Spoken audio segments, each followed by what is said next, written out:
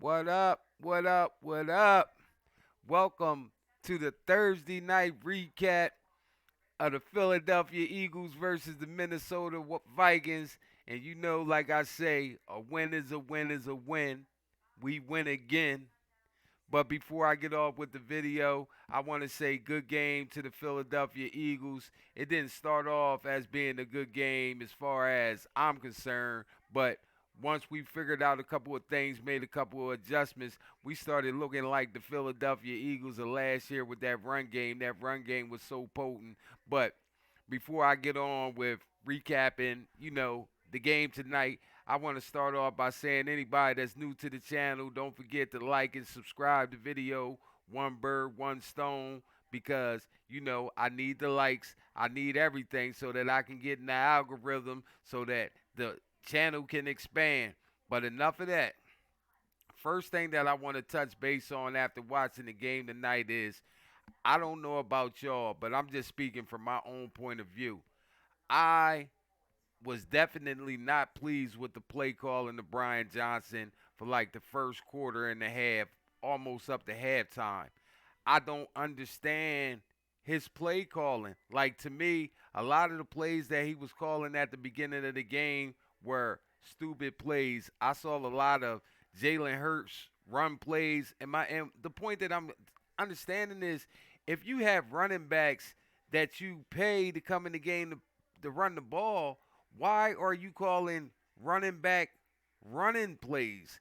Because that's the same mess that got Hurts messed up at the end of last year, and we were sitting back biting our fingernails trying to wonder if he was going to be back. Why are you running this man on design runs when you have a guy like DeAndre Swift? As we can see, once you start feeding this man the ball, this man rushed for well over 100 yards and looked like he did it in spectacular fashion, and I just wasn't getting that. What is the use? Like Brian Johnson, you got to tighten up on your play calling because you almost turned the whole city of Philadelphia against you with those play calls that you was calling in the first half. And lucky for you, shout out to the offensive line, them big boys in the trenches. They started doing what they do best and started blowing and blasting the Vikings linemen 3 and 4 yards off the line, start creating space for DeAndre Swift to start picking up them yards and getting this offense rolling.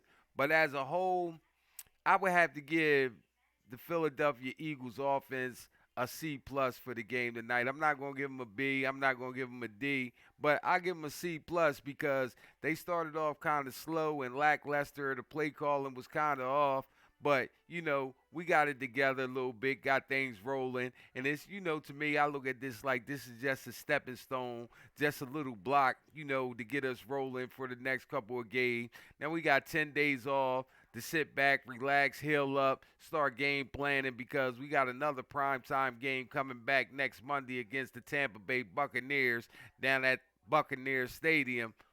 So, you know, like I said, win is a win is a win. We win again. I ain't mad about that. Another thing that I want to touch base on, I want to touch base on, it's been 2 games, and my boy Hassan Reddick hasn't recorded a sack yet. And that's kind of strange and bizarre to me because I'm watching him pass rush and I'm watching his whole defense and it's like I don't know if it's me or what, but to me it seems like the whole team is like running a half step speed slower than everybody else. Like I'm watching Hurts on these design runs. He's not even running like he was running last year. He was running to me. It looked like he was hurt when he was running. I'm watching, players. They look like they not going 100%, and I'm not understanding that. But when you don't go 100% and you plan to not get hurt, that's when you get hurt. So with that being said, I want to get to Josh Jobe. I seen Josh Jobe out there. Pretty much, he tried his best. He did a good job, and I'm not gonna say he did a good job. He did what he could do out there today. And when Minnesota started scoring those touchdowns in the passing game, I wasn't really worried or concerned about those pass plays that they was giving up because I know deep down in the heart of my heart we was missing Reed Blankenship, our starting safety back there, and not only that, those touchdowns that Josh Jobe gave up, it's nothing that you can tell me that Bradbury would have gave up those same touchdowns. It just wouldn't have happened. So I'm not really too concerned about the touchdown passes that they gave up, to try to make the game kind of tight. But as a whole, Covey as a punt returner, we got to get a little bit more out of Covey in the punt return. He got to work on that ball security because he almost lost a fumble in our own territory.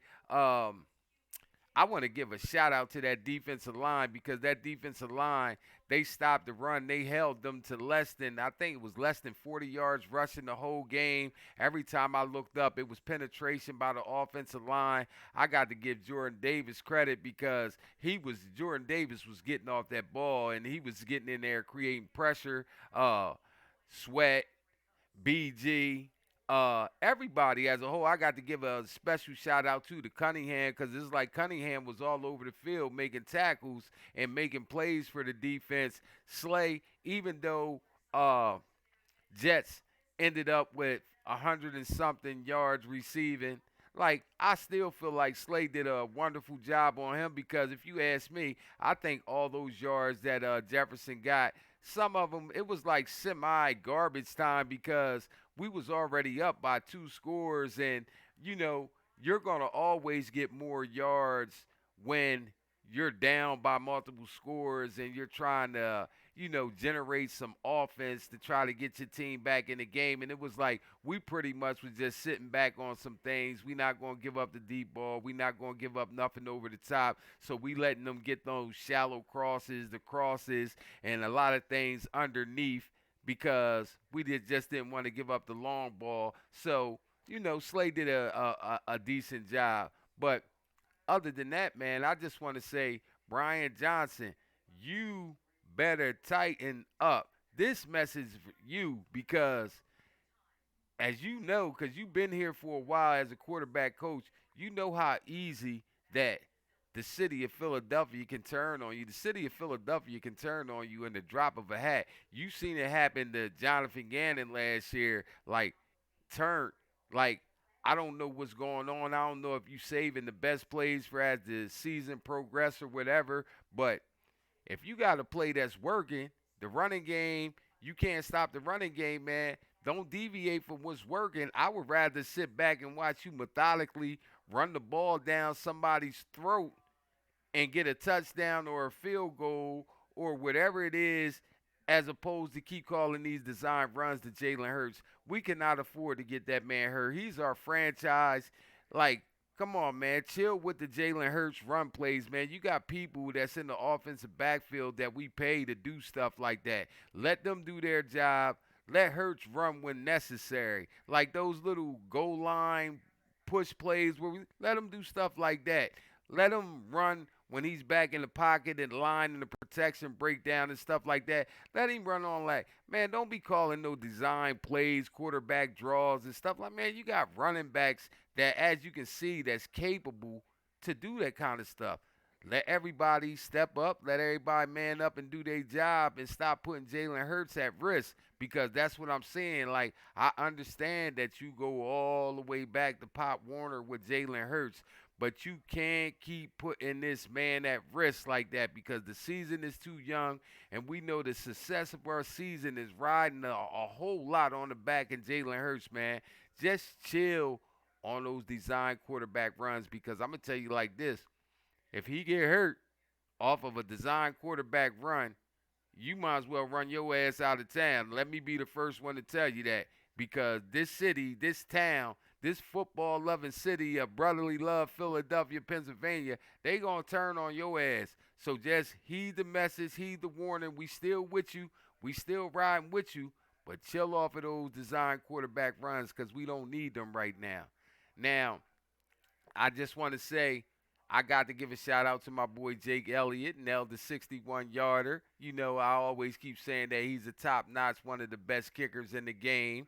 I don't want to miss nobody. Like, I feel as though, y'all, we did a pretty good job trying to incorporate Dallas Goddard into the offense. I think we force fed him a little bit. Now, I'm going to get to my man, Skinny Batman. Skinny Batman, Devontae Smith.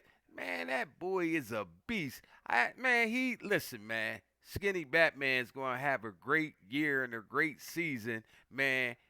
The routes, like, man, he's tough. He's tough. He's tough. Jalen Hurts, the offensive line, they just got to find that rhythm in the passing game because the running game is going to do what it's going to do. But all I'm just saying is we 2-0, y'all. We haven't looked pretty, but we going to get better. And it's scary to sit back and watch the team to start the season that ain't played their best, that ain't put their best game forward yet, and we still running off victories. That's a sign of a great team. That's a sign of a championship contending team that when you win the ugly games, because when you look back at the end of the season and you jockeying for a position, playoff position, for number one seed, number two seed, home field advantage through the first round, things like that of that nature, it be games like this that be the difference. That be like the difference between having a home divisional round playoff game or home field advantage throughout the playoff versus you being on the road trying to get a win and trying to advance to the next round. So I just say that Sirianni and the crew, they doing a good job because we pulling off these ugly wins, and at the same time I see improvement while we doing it. So with that being said, I just want to say we 2-0. We get start flying. The Eagles fly like we always fly. And Brian Johnson, heed my message and heed my warning. You better stop running Jalen Hurts on these bullshit ass quarterback run design plays and let him only run when he need to run. We got Swift back there. We got Penny back there. When Gainwell get back healthy, we got Gainwell. We got Boston Scott. You better not get that man hurt because if you get that man hurt, man, we going to be mad at you. But we still love you. And with that being said, see y'all next week.